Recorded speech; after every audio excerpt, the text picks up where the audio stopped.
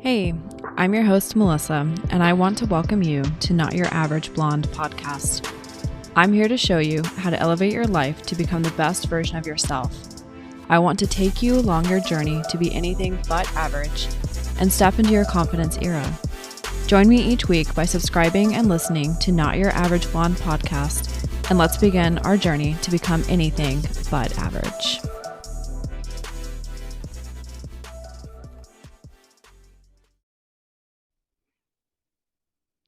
Hey everyone.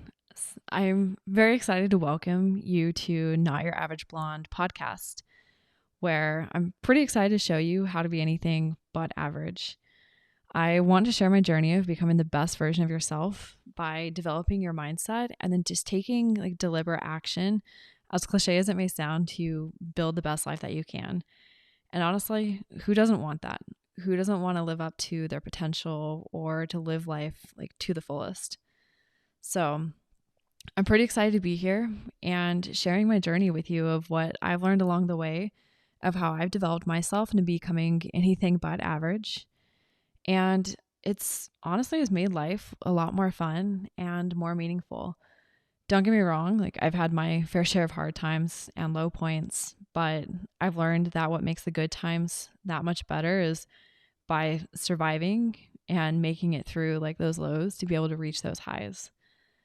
So, as we kick this off, I want to formally welcome you and express my gratitude for listening to this first episode as I share what's worked for me and what hasn't worked.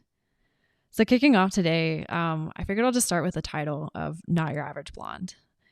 The obvious, I'm blonde and have been for most of my life. I've experimented a little bit with other hair colors, but ultimately I always keep coming back to blonde, and blonde is where I feel the most confident and the most me. But funny enough, throughout my experiences with in college and then professionally, there's been quite a bit of stereotyping that comes with the color of my hair. And as ridiculous as it can be in 2024, there are plenty of people who still hold on to the stereotypes, especially the stereotypes of blondes, especially the one of not being intelligent. But so this title is kind of tongue in cheek, and I decided to make a play off of it and embrace it. And then to add even more to it, especially when people get to know me more, I've been told several times that I'm not the average woman or person that they initially thought I was based off of my looks. And I also attribute it to how I conduct myself and the activities I enjoy, and the growth that I've cultivated in my life. I've found it kind of surprises a lot of people how deliberately I try to live my life and the experiences that I bring into it. And it's just, a lot of the times it's just not things that they expect. And it's kind of surprising for them to find that I'm not this average, stereotypical woman that they initially thought I was. So that's how we got Not Your Average Blonde. Diving more into this episode, I have a bit of a confession. This podcast has taken me over 2 years to finally pull the pin and start. It's kind of mind-blowing that it's taken me this long, and I've been wanting to do this for a while and just never took the plunge to be able to do it. I have probably hundreds of notes at this point and just thoughts written down over the years of things and topics that I want to cover and ideas that I want to share with the world and discuss, more things that I want to learn about. But I kept falling into the trap of where I kept making excuses, and it ranged anywhere from imposter syndrome. Honestly, I think that was probably the biggest one, was imposter syndrome, and then prioritizing the time to putting in the effort to be able to build this podcast and to put my ideas down and organize them, and ultimately taking the vulnerability of being able to share them with the world. And so it was really easy to fall into excuses of I'm too busy with work, I'm too tired, I'm not inspired, I'm not in the right headspace. But I finally hit that tipping point and decided to take that plunge. I grew tired of not having the confidence to be able to share my voice and lessons learned, as I've chosen to make my life uniquely my own. And I fucking love it. I love that we have the power and the freedom to create our own lives. And if we want change, we can change it. It honestly, it kind of makes me really sad when like I come across people who they feel so trapped and just stuck like in their life situation, and they don't have like the confidence like in themselves that they can change things, even, even small things. And it just breaks my heart seeing that. And it's something that I can definitely very much like relate to. Um, a few years ago, I went through a pretty crucible period of my life. Like in my mid 20s, I made poor relationship decisions. I settled for way less than what I was worth. I was in a highly controlling religious community. I was in terrible relationships. And ultimately, I allowed like my mental health to suffer. I neglected myself, and I was trying so hard to please other people and to like fit into a box, to fit that societal norm and expectations of what other people like had for me. And even as like a kid, like I always, tried to like conform, but also didn't really ever feel like I could like fit in no matter like how hard I tried. It just either didn't come across as like authentic, which I did learn. I mean, you're not going to fit in with people that like you don't authentically like jive with, especially if you're not being yourself.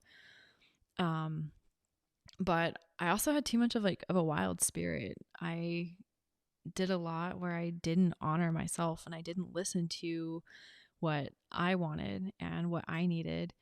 And it made my probably like especially my early adulthood like pretty rough. Like my early and mid 20s like sucked pretty badly. And I spent my late 20s healing and learning what it means to heal those parts of me, and ultimately choosing just to like start living my life, especially like life on my terms. I left a strict religion and a society to pursue my own sense of individuality.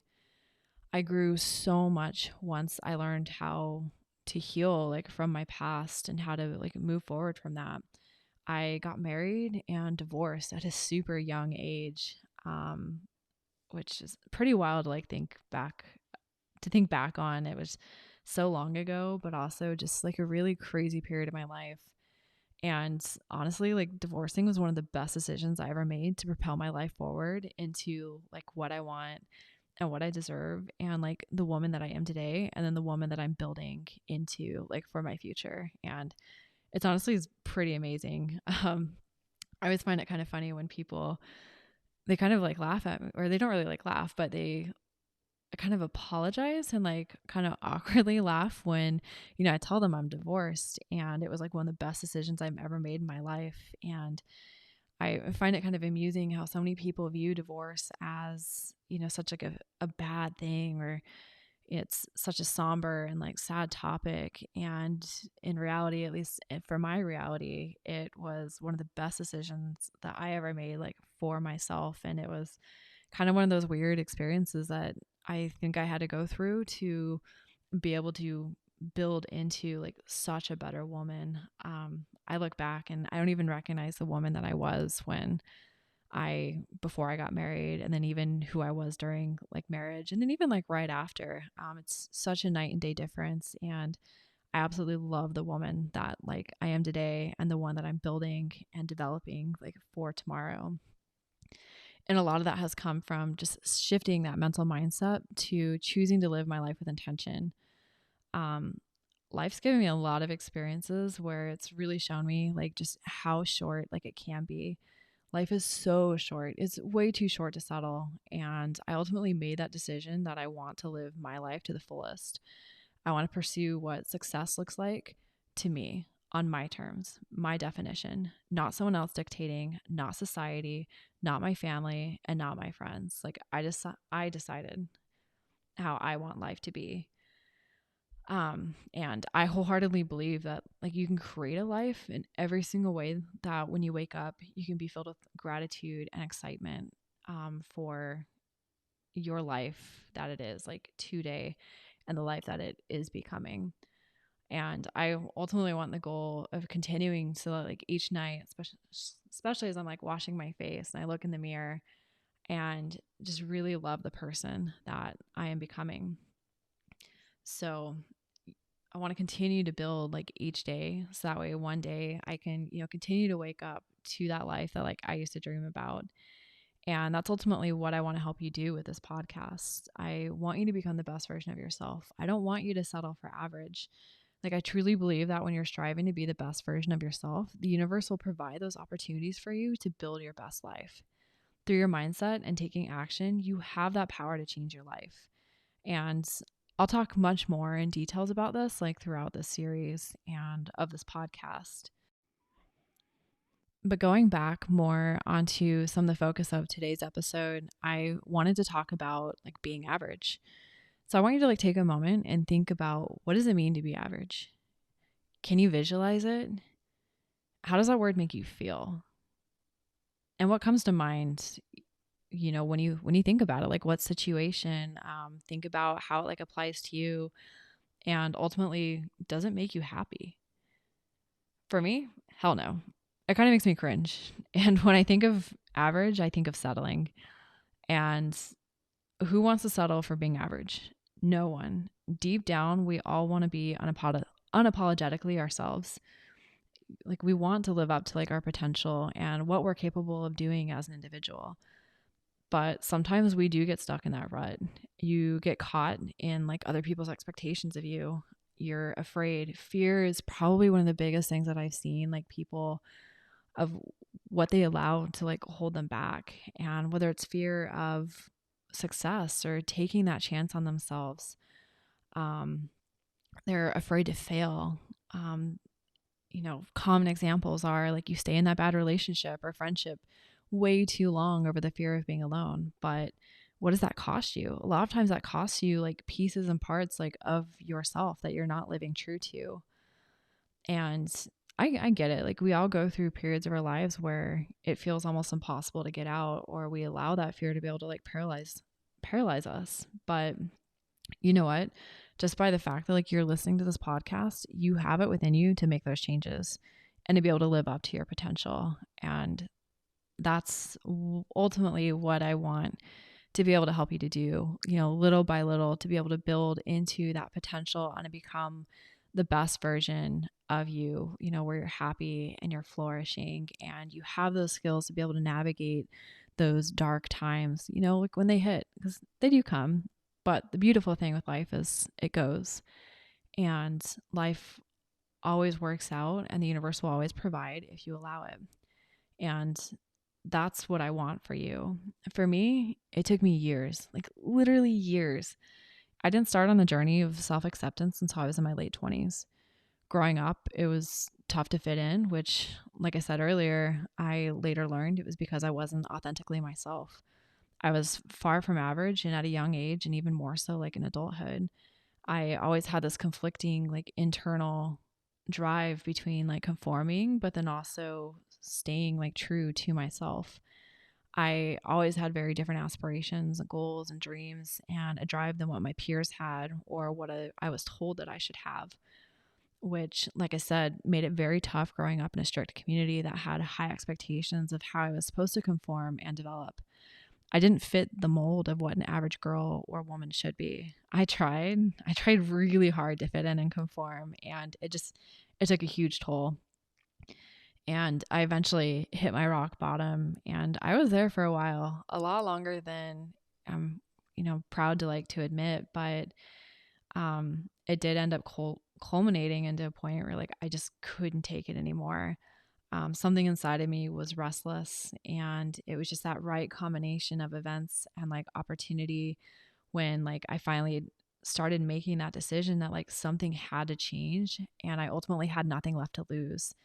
And from making that mindset shift, like the universe did end up providing, like I said, opportunity. It put the right people like in my life to be able to show me, some of those lessons of how to be able to pull myself from that place that I was in. Like, like I said, like I hit my fuck it point, and I decided to pursue my own journey.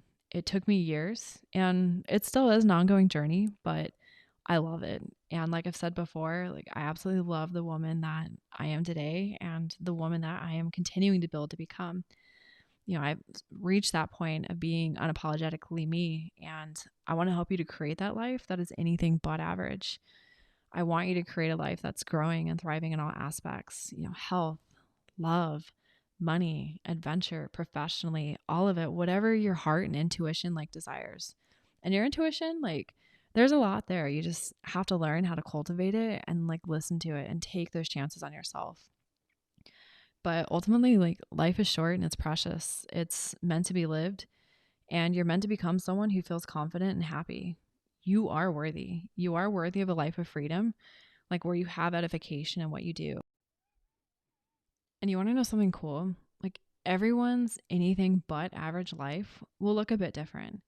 Everyone has a different definition of how they define success. Everyone has different dreams. Everyone has different aspirations and combinations of things. And it's honestly is really, really beautiful. And there are different things that like is what edifies like your soul. Um, I find it really inspiring, especially when I hear other people or I learn about like their path and like their journey, you know, from like where they came from to like where they are or where they're going. And it's so inspirational. But I say all that just to iterate that like my path and aspirations are not going to look like yours, but a lot of the tools I've used to build my mindset and my life has been what has brought about change.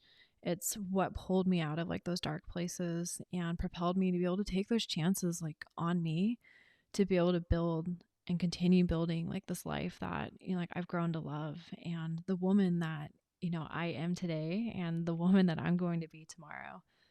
It's pretty fucking amazing.